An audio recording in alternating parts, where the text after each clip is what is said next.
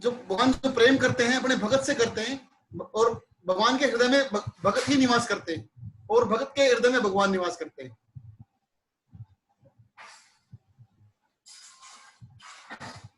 तो कोई आपके घर में आके रहता है तो कोई बहुत बड़ा फायदा है क्या इसमें?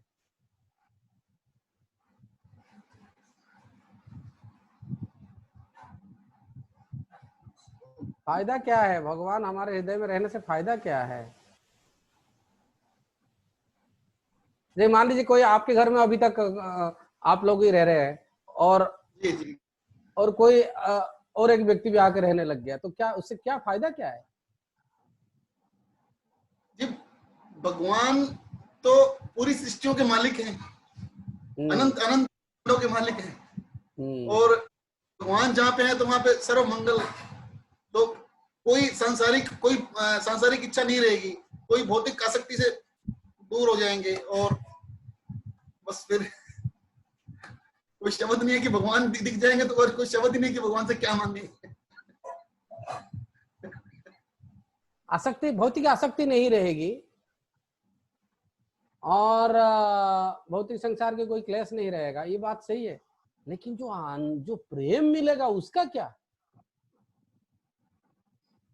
अलौकिक प्रेम, अलौकिक प्रेम, कोई उसका कोई क्या बात उसका करते हैं कोई भगवान!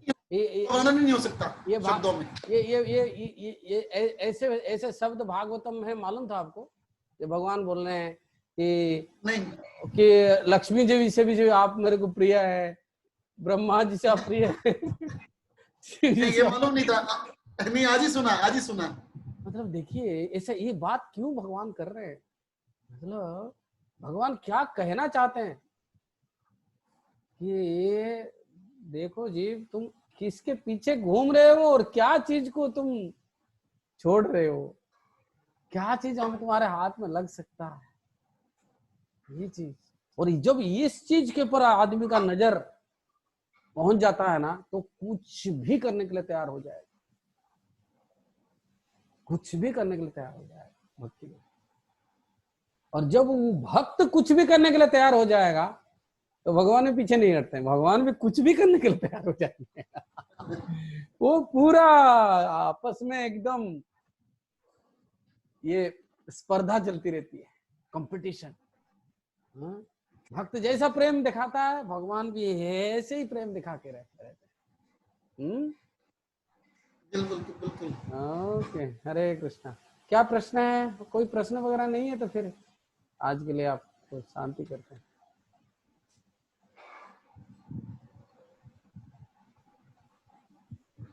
कुछ पढ़ नहीं रहे इसलिए प्रश्न नहीं है, पढ़ेंगे तो प्रश्न आएगा।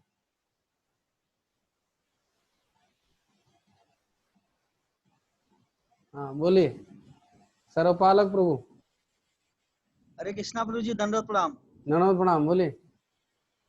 प्रभु जी, जब हम जप करते हैं तो उस समय जब हम भगवान से प्रार्थना करते हैं, तो जैसा कि अभी आपने बताया है कि भगवान चैतन्य महाप्रभु भक्त के रूप में भी आते हैं और स्वयं भगवान है। तो भगवान कहते हैं कि मेरा भक्त जो है वो मुझे इतना प्यारा है जितना कि लक्ष्मी जी, शंकरसर तथा मेरी आत्मा भी मुझे उतनी प्यारी नहीं है। तो क्या हम प्रार्थना चैतन्य महाप्रभु से करें जो कि सारे गुणों के समावेश हैं? हम जप करते समय महाप्रभु से प्रार्थना करें तो क्या उससे उत्तम नहीं होगा? महाप्रभु से ही प्रार्थना करना है एक्चुअली। कृष्ण कलियुग में महाप्रभु ही हमारे लिए, कृष्ण ही चैतन्य महाप्रभु के रूप में आए हैं। तो कलियुग में चैतन्य महाप्रभु को ही प्रार्थना करना है, इज द बेस्ट वे। क्योंकि और वो भी ऐसे नहीं कि वो आए हैं अपना लीला करने के लिए, वो हमें प्रेम देने के लिए आए हैं। बस हमें स्वीकार करना है, सिर्फ वो हमें प्रेम देने के लिए आए हैं। और तो हमें तो सिर्फ उनके जो पास जाना है, उनके पास मांगना है, बस स्वीकार करना है। जारे देखे तारे कोहे दंते तृणाधरी हमारे किनियालो हो भज गौर हरि। जारे देखे तारे कोहे दंत तृणधरी, नित्यानंद प्रभु के बारे में बताया जा रहा है कि जिसको भी देखते हैं दांत में घास के तिलका लेकर के निवेदन करते रहते हैं, मेरे भाई ये चैतन्य महाप्रभु के शरण ले लो, क्योंकि ऐसे करने से मेरे को आप खरीद सकते हैं। चैतन्य महाप्रभु के शरण लेने से आपको कृष्ण के लिए जो शुद्ध प्रेम वो आपको बड़े आसानी से मिल जाएगा। शास्त्र बताता है जो कृष्ण का नाम जप करता है तो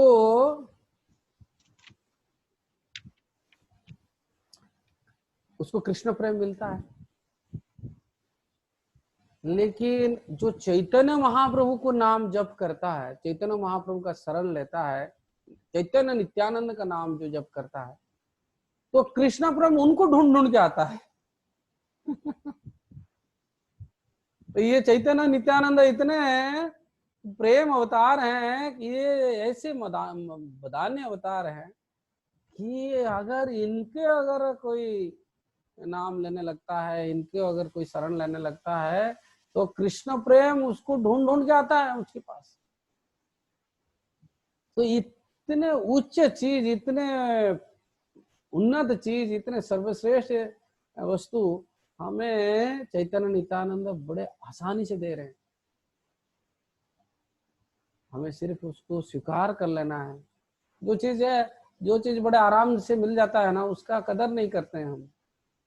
लेकिन चैतन्य नित्यानंद के चरण में अगर हम अपने आप को समर्पित करके उनके सर्वश्रेष्ठ उपहार को हम नहीं लेंगे, अनुपम उपहार को नहीं लेंगे, तो हम बहुत बड़े मूर्खता करेंगे। तो चैतन्य महाप्रभु को जरूर प्रार्थना करना है।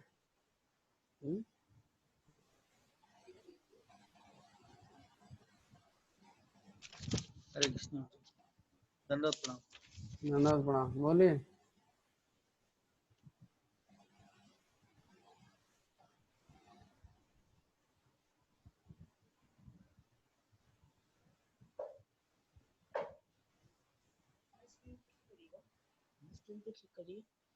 स्क्रीन पे अरे प्रभु जी का लाइए बड़ा नहीं करी बीच में।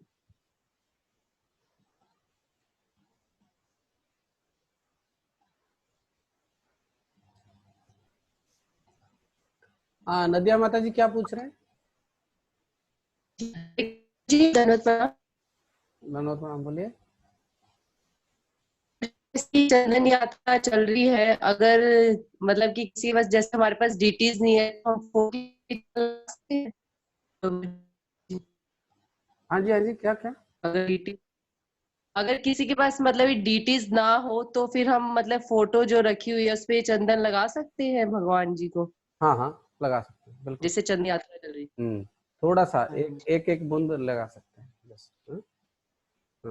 ठीक है। और फिर उसको रात को उतारना भी होता है ना प्रभु जी? उतार के फिर उसको प्रसाद में मिक्स करके पा सकते हैं? भगवान के चरण में, हाथ में और उनके सर पर थोड़ा एक बूंद दे सकते हैं।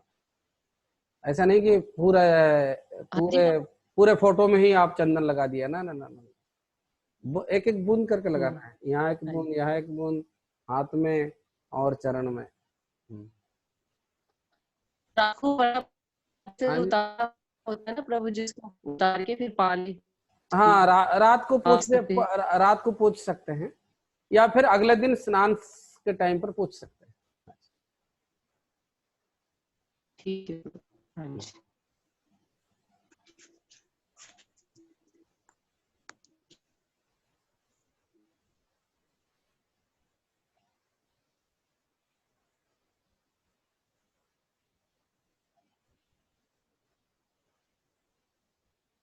आनंदमय प्रभु पूछ रहे हैं हम कैसे निष्काम भक्ति करेंगे।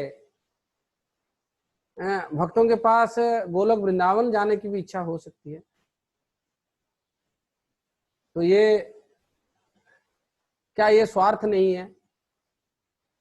प्रभुपाद जी ये जो श्लोक बताते हैं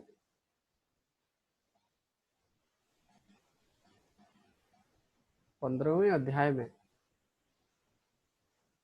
न तत्भासयते सूर्य न शशांक न पावक जद्गत्वा न निवर्तन्ते तद्धामं परमं मम। भगवान बोलते हैं कि मेरे धाम में ना सूर्य से प्रकाश, मेरा जो धाम है ना सूर्य से प्रकाशित होता है, ना चंद्र से प्रकाशित तो होता है, ना वहां कोई आग है, ना कोई बिजली है, और वहां जो जाता है वापस नहीं आता है। अच्छा, यहाँ भगवान बिल्कुल ये नहीं कह रहे हैं कि मेरे धाम में फिर पूरा अंधकार है क्या? तो वो मेरा धाम कैसे प्रकाशित है वो बता नहीं रहे हैं, और ये भी बता रहे हैं जो जाता है वापस नहीं आता है। ये तो बड़ा भयंकर जगह है। फिर पहले लाइन में बोल लिए कि हमारे वहां कोई लाइट नहीं है, और उधर हमारे घर में जो जाता है वो वापस नहीं आता है। कोई ऐसे अगर उसके लाइन पढ़ के जाएगा ना, डर जाएगा वो, बोलेगा अरे एक तो उधर अंधकार ही अंधकार है, और जो जाता है वापस नहीं आता, मतलब उधर से निकल भी नहीं सकता है। जैसे कि पता चला कि भाई गलत जगह है, तो हमें जो है वहां गुरु के परपोट, प्रभुपाद जी के परपोट पढ़ना है। प्रभुपाद बोलते हैं ये सूरज, ये चंद्रमा, ये बिजली और ये आग की आवश्यकता ही नहीं है, क्योंकि ये सारे जो है स्वयं प्रकाशित ग्रह हैं, अपने आप प्रकाशित हैं। वो किसी के प्रकाश के ऊपर निर्भर नहीं है। जब भगवान भौतिक संसार में चंद्रमा, सूरज, आग और बिजली के बंदोबस्त कर सकते हैं, क्या अपने घर में उनका बाकी है? जो पावर हाउस में बिजली चला जाता है क्या है? जो पावर हाउस है वहां से कभी बिजली जाता है? नहीं जाता है। तो हम यहाँ हो करके यहाँ सारे आलोक और प्रकाश की जब बंदोबस्त किया गया है, तो भगवान क्या अपने जगत में अंधकार में बैठे हैं? नहीं। तो प्रभुपाद जी उसके तात्पर्य पढ़िए। उस तात्पर्य में प्रभुपाद जी क्लियरली बोल रहे हैं कि भक्त को भगवान की धाम जाने की इच्छा करना चाहिए। Should I read it?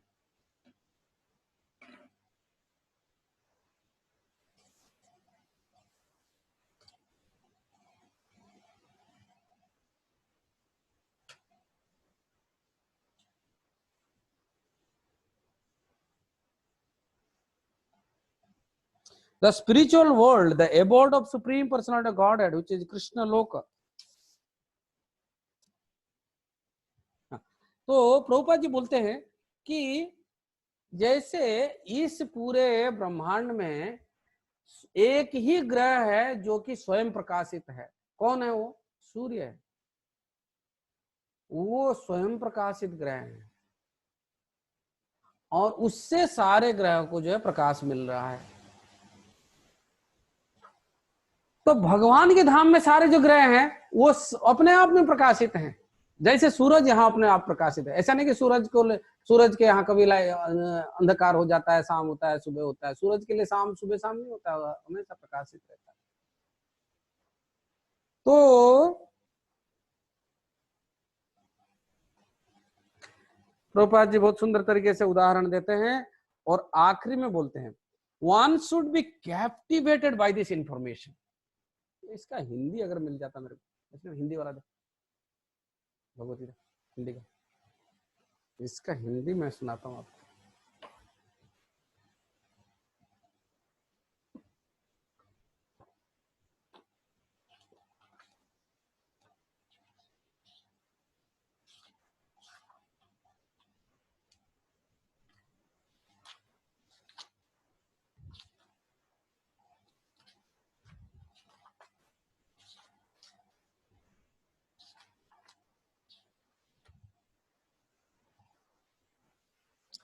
इस सूचना से मनुष्य को मुग्ध हो जाना चाहिए। क्या वर्ड यूज किया देखिए, इस सूचना से मनुष्य को मुग्ध हो जाना चाहिए, उसे उस शाश्वत जगत में ले जाए जाने की इच्छा करनी चाहिए। एक भक्त को भगवान के धाम वापस जाने की इच्छा करनी चाहिए, क्योंकि वो उसका घर है, वो उसका अपना घर है। ये कोई स्वार्थी भाव से काम नहीं कर रहे हैं, उधर जा नहीं रहे कहीं घूमने फिरने।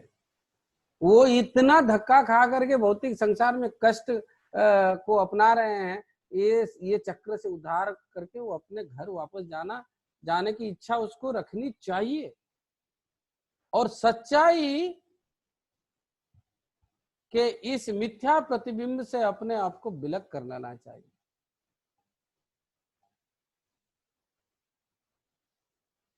सच्चाई के ये मिथ्या प्रतिबिंब से अपने आप को विलग कर लेना चाहिए। जो सत्य है उसके पास चले जाना चाहिए, ना कि परछाई से ये जो गलत हमारा आसक्ति हो गया है। जो भौतिक संसार है ये आध्यात्मिक जगत की परछाई है, तो ये परछाई से क्यों झूठी आसक्ति करें हम, उसके असली जो वस्तु है उसके पास वास्तव जगत में क्यों ना जाएं, ये परछाई के जीवन में क्यों रहें। जो इस संसार में अत्यधिक आसक्त है उसके लिए इस आसक्ति का छेदन करना दुष्कर होता है, लेकिन यदि वो कृष्ण भावनामृत को ग्रहण कर ले तो उसको क्रमशः छूट जाने की संभावना है। उसे ऐसे भक्तों की संगति करना चाहिए जो कृष्ण भावना भावित होते हैं। उसे ऐसे समाज खोजना चाहिए जो कृष्ण भावना अमृत के प्रति समर्पित हो, और उसे भक्ति करनी सीखनी चाहिए। क्या करना चाहिए? उसको ऐसे भक्त का संग करना चाहिए जो कृष्ण भावना भावित हो, ऐसे भक्त समाज में रहना चाहिए जो कि कृष्ण भावना अमृत के समर्पित हो, और उसको भक्ति कैसे करना है उसको सीखना चाहिए। इस प्रकार इस संसार के प्रति अपनी आसक्ति को विच्छेद कर सकता है। यदि कोई चाहे कि केसरिया वस्त्र पहनने से भौतिक जगत के आकर्षण से विच्छेद हो जाएगा, तो ऐसा संभव नहीं है। कोई अगर भगवा कपड़ा पहन लिया तो और अगर हम सोच रहे हैं कि भौतिक संसार से इसका आसक्ति सब खत्म हो गया, ये ऐसा संभव नहीं है। उसे भगवत भक्ति के प्रति आसक्त होना पड़ेगा। और भगवत भक्ति के प्रति आसक्त कैसे होंगे? जब हम भगवान की भक्ति के ऐसे ऐसे चर्चा सुनेंगे तो अब हम भगवत भक्ति के प्रति आकर्षित हो सकते हैं। अतः मनुष्य को चाहिए कि गंभीरता पूर्वक समझे कि 12वें अध्याय की भक्ति का जैसा वर्णन है वही वास्तविक वृक्ष की इस मिथ्या अभिव्यक्ति से बाहर निकलने का एक ही साधन है। 12वें अध्याय जो भक्ति योग में जैसे भक्ति योग का वर्णन किया गया, उससे तो ये भगवान के धाम वापस जाना ये कोई स्वार्थी भावना नहीं है। प्रभुपाद जी अपने मैगजीन का नाम ही रखते हैं बैक टू गॉड हेड। 1944 में अपना प्रचार शुरू किए एक ही वर्ड से, बैक टू गॉड हेड, भगवान के धाम वापस जाना है, इधर नहीं सड़ते रहना है। तो हमें भगवान के धाम जाना ये हमारा कोई स्वार्थ नहीं है, ये हमारा निजी, ये हमारा अधिकार है, ये हमारा संवैधानिक स्थिति है, ये हमारा स्वभाव है कि हम वहाँ के हैं, वो हमारा घर है, हमारा नित्य वास स्थान है। यहाँ तो हमारा डेरा है। आप अभी डेरावसी में है ना, तो डेरावसी में आपका डेरा है, तो असली घर भगवान के धाम में है। अभी तो डेरावसी में है, तो डेरावसी से डेरा उठेगा तो सीधा घर आप जाएंगे, भगवत धाम। हरे कृष्णा। संजय वर्मा जी, प्रभु जी हरे Krishna. As the population on earth is increasing day by day, that means it might be decreasing in Bhagavad Dham. नहीं भगवान अनंत है तो भगवान के अंश भी अनंत है। Infinitive divided by anything is infinitive, infinity minus anything is infinity, infinity plus infinity anything is infinity, है ना। जो अनंत है मतलब अनंत है, कितने भी जीवात्मा है तो कम थोड़ी पड़ रहा है। ये जीवात्मा, जितने भी जीवात्मा इधर बढ़ रहे हैं वो अनंत है। यहाँ बढ़ने का एक ही कारण है कि जो मानव जन्म के बाद मानव जीवन में हमें पूर्णता प्राप्त करके भगवत धाम जाना चाहिए, लेकिन हम नहीं जा रहे हैं, तो नीचे योनि वाले सब आ रहे हैं, तो इसके लिए मानव जीवन का ये थोड़ा संख्या ऐसा लगता है बढ़ रहा है, लेकिन एक्चुअली नहीं बढ़ा है। जितने लोग कुरुक्षेत्र के लड़ाई में मारे गए उतने तो अभी का जो है पूरे धरती के जो है जनसंख्या नहीं है, इतने आबादी नहीं है। हाँ, तो ऐसी जनसंख्या कुछ खास नहीं हुआ है, हमें इतना चिंता करने की कोई आवश्यकता नहीं है। लेकिन भगवत धाम में कमी नहीं होता है, वो इतने अनंत जीवात्मा है, कोई उसकी कमी नहीं। हमें कौन से स्तर प्रभु आना पड़ेगा, कौन से स्तर पर आना पड़ेगा जिससे हमें कृष्ण प्रेम मिलेगा। कार्तिक, भगवान यही बात तो कर रहे हैं, अकिंचन होना पड़ेगा। अकिंचन मतलब जिसके पास कुछ भी नहीं है। हाँ, तुम अकिंचन वित्ताय, तुम अकिंचन गोचरा। हाँ, ऐसे अकिंचन, और सेम शब्द यहाँ भी उच्चारण हुआ, सेम वर्ड भगवान यहाँ बोल रहे हैं, अकिंचन।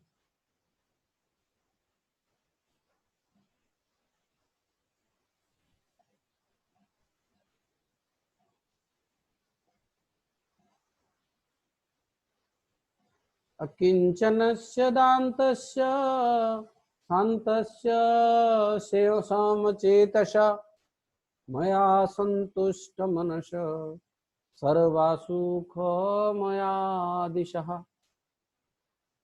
तो अकिंचन मतलब कुछ न चाहने वाले का, इस जगत में कुछ भी कामना नहीं करता है। ये बार बार ये शब्द बार बार आता है, अकिंचन। ये अकिंचन जब तक हम नहीं होंगे, जिसके पास कुछ भी नहीं है, मतलब क्या है, ऐसा नहीं कि हमारे पास कंठी माला भी नहीं है, जब बैग भी नहीं है, कुछ भी नहीं है, मतलब क्या है, जब बैग भी नहीं है। प्रभु जी आपने अकिंचन बोला ना, तो जब बैग भी नहीं है। हाँ, अरे नहीं, अकिंचन मतलब जो है क्या है ना, जो कुछ भी थोड़ा बहुत मिनिमम हमें चाहिए वो हमने रखा है अपने, उसको व्यवहार जरूर करते हैं, लेकिन भगवान के ऊपर निर्भर है।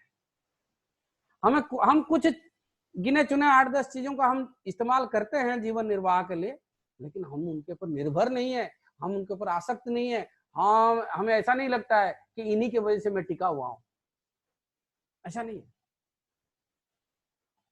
हम पूरी तरह से भगवान पर निर्भर रहते हैं। भले ये सारे चीज है, लेकिन हमें मालूम है एक क्षण में भगवान ये सब चीजें मेरे से हमसे ले भी सकते हैं। हमें जो है ये शरीर भी छोड़ना पड़ सकता है, लेकिन हम कृष्ण के ऊपर निर्भर रहना है। ये कृष्ण के ऊपर निर्भर होना ही जो है पूरी तरह हम अगर निर्भर हो जाएंगे तब कृष्ण हमें मिलेंगे। अकिंचन वित्ताय, अकिंचन गोचर, अभी भी यहाँ बोले अकिंचन।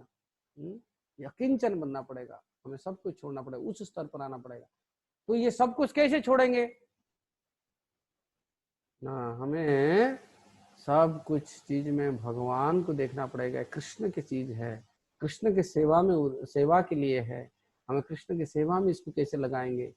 तो ऐसा करके सोचेंगे तो हम पूरी तरह से सारे आसक्ति से हम मुक्त हो सकते हैं। हरी हरी।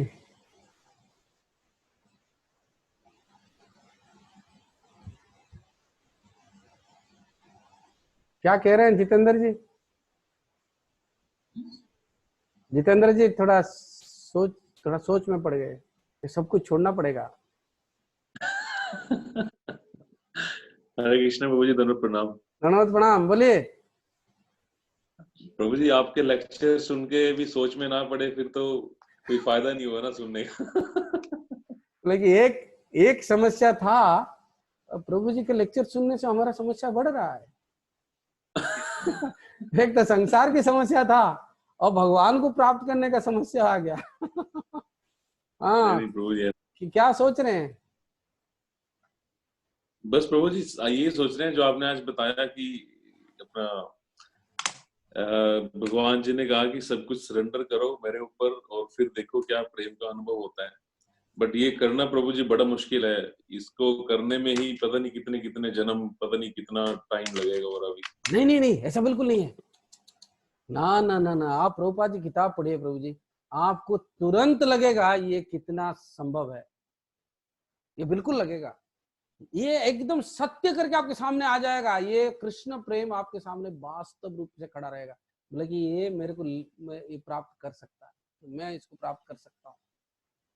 ये प्रभुपाद जी की कृपा है, असीम कृपा है प्रभु जी। आप क्या बात कर रहे हैं? ये पूरे संसार में ये जो ये हरे कृष्ण भक्त हैं, ये इतने उत्साह के साथ, इतने विश्वास के साथ, इतने श्रद्धा के साथ भक्ति कर रहे हैं। आपको क्या लगता है कई जन्म का उनका प्लान है? बिल्कुल नहीं है, इसी जन्म में प्राप्त करना है। और प्रभुपाद जी वो बड़े सरल तरीका देके गए हैं, कैसे इसको प्राप्त कर सकते हैं। कृष्ण को प्राप्त करना इतना मुश्किल काम नहीं है।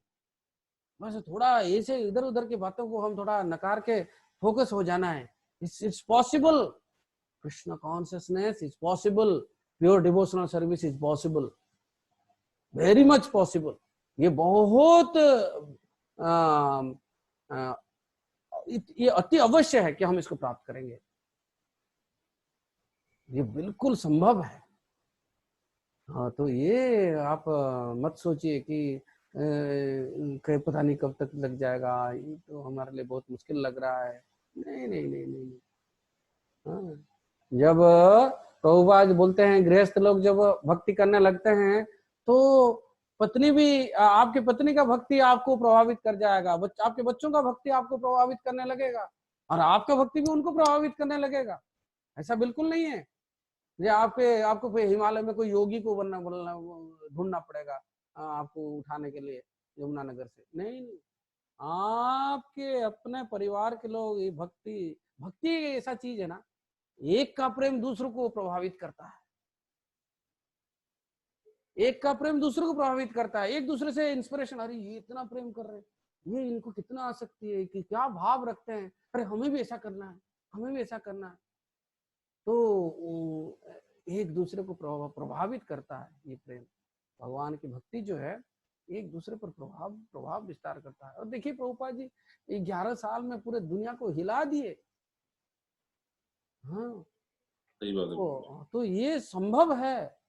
ऐसा नहीं है कि प्रभुपाद कोई 4-5 जन्म का कोई प्लान करके हमें दे रहे कि अभी से शुरू कर दो, 8-10 जन्म के बाद भगवत धाम जाओगे। नहीं नहीं नहीं नहीं, प्रभुपाद बोलते इसी जन्म में जाना है। हाँ, इसी जन्म में क्या, ये मृत्यु से पहले ही भगवत प्रेम को प्राप्त कर लेना है, मृत्यु से पहले। हाँ, जीवन मुक्त सौच्यते, ये शरीर में रह करके भी उसमें कृष्ण प्रेम का झलक दिखाई पड़ जाएगा, सबको पता चल जाएगा कि ये तो जाएगा ही जाएगा, इसमें कोई डाउट नहीं। जैसे हमारे गुरु महाराज को हम देखते हैं, जैसे कि उनको देखते ही लगता है कि ये तो कृष्ण का प्रेम प्राप्त कर चुके हैं। ऐसा कोई जरूरी नहीं है कि शरीर छोड़ने पर ही मिलेगा। हाँ, न केवल हम अपने कृष्ण प्रेम को प्राप्त करें ना हम अपने जीवन में, बल्कि हम दूसरों को भी साथ लेके चले। और ये भगवान को बहुत अच्छा लगता है जब हम ये संदेश को दूसरे के पास पहुंचाते हैं और उनको भी भक्ति में सहायता करते हैं। ठीक है, हरे कृष्णा। हरे कृष्ण।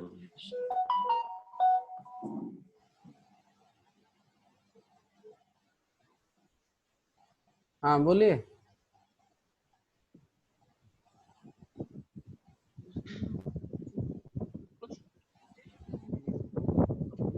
हाँ बोलिए बोलिए। हरे हरे हाँ कृष्णा जी, दंडवत हाँ प्रणाम। ननद प्रणाम, बोलिए। चैतन्य चैतन्य का एक प्रश्न है अपनी। चैतन्य जी का प्रश्न, अरे बाप। हरे कृष्ण बोलिए, धन्यवाद प्रणाम। ननद प्रणाम, आप कहाँ हैं? हरे कृष्ण। आप कहाँ हैं? आपका चेहरा कहाँ है? बोलो। हाँ प्रभु जी। हाँ थोड़ा थोड़ा नजदीक आइए, मैं देखता हूँ तिलक है क्या। नहीं प्रभु जी, मिट गया? अरे मैं तो वही देखने के लिए बोला कि पास आओ। ठीक है, एक बार तिलक लगा के मेरे को दिखाना, मेरे को आपका तिलक मैं भूल गया। हाँ बोलिए। हाँ प्रभु जी ये पूछना था, जब जीव शुद्ध भक्ति करके भगवत धाम जाता है तो उसे अपना पिछला जन्म याद रहता है? हाँ हाँ जब जीव शुद्ध भक्ति करके भगवत धाम जाता है तो उसे पिछला जन्म याद रहता है? अच्छा, ये प्रश्न पूछने का मतलब क्या है? मतलब आपको डर है कहीं मैं गोरखपुर भूल ना जाऊं, मेरे इतने सारे अच्छे अच्छे फ्रेंड्स हैं, सबको भूल जाऊंगा तो क्या जीवन फिर रहेगा? हाँ नहीं, अच्छा अचानक ऐसे क्यों सोचा आपने? मतलब कोई दूर गांव कोई चला गया और अपने गांव को भूल गया, अपने फ्रेंड्स को भूल जाएगा तो मुश्किल हो जाएगा, ऐसा लगता है क्या आपको? नहीं प्रभु जी। अच्छा नहीं, ये क्यों क्यों पूछ रहे? मैं बताऊंगा क्यों ये याद रहता है नहीं रहता है, लेकिन पहले तो ये समझना चाहता हूँ आपके मन में ये प्रश्न आया क्यों? भक्ति देखना चाहते हैं। जैसे मान लीजिए जैसे एक मिनट, जैसे मान लीजिए आप एकादशी कर रहे हैं, एकादशी के अन्न, ये एकादशी में तो अन्न नहीं लेते हैं, तो एकादशी का प्रसाद खा रहे हैं। हाँ हाँ बोलिए बोलिए बोलिए। प्रभु जी जैसे ऐसे ही मन में प्रश्न आया। हाँ वो तो समझ में आ रहा हूँ, मेरे को समझ में आ गया कि आप ऐसे ही पूछा है, लेकिन मैं ऐसा नहीं हूँ ना, मैं थोड़ा तो आपको समझने का प्रयास करूंगा। आजा, जैसे कि आपने एकादशी का व्रत रखा और एकादशी के व्रत में बैठा है, वही जो भी एकादशी का प्रसाद मम्मी ने बनाया आपके और आप उसको ले रहे हैं, तो आपको क्या याद आता है जी कल यार वो पनीर का सब्जी था और पुलाव था और पराठे कितने अच्छे थे, आता है? नहीं प्रभु जी। क्यों नहीं आता है? क्योंकि जो सामने जो दिखता है ना, ये भगवान का प्रसाद है आज, आह क्या भाग्य है, तो उसके चक्कर में कल जो क्या हुआ था भूल जाते हैं आप थोड़े ना याद करते कल का पराठा कितना गर्म था और मम्मी ने कितना करारा पूरियां बनाई थी और आज ऐसा नहीं। वो भगवान की सेवा में आपको जो सामने जो दिखता है उससे आप इतना खुश रहते हैं, वो कल के बारे में भूल जाते हैं, कल का याद नहीं आता है बिल्कुल। हाँ जैसे कि मान लीजिए आप रोज खेलते हैं और आप वही ऑफ स्टंप पर किसी ने बॉलिंग किया और आप कवर ड्राइव करने में चूक गए मान लीजिए, और आप ये सोच रहे हैं कि यार कल ये ऑफ स्टंप पर कितना अच्छा मारा था यार, आज नहीं मार पाया। ऐसे सोचते हैं? बिल्कुल नहीं सोचते हैं उस टाइम पर, बोले ठीक है ये वाला गया ना, अगले बार अगर ऑफ स्टंप पर आ गया तो मारना है। तो वो सामने जो रहता है ना, वो हमारे चेतना पर ज्यादा हावी रहता है ना कि हमारे अतीत। समझ में आया क्या?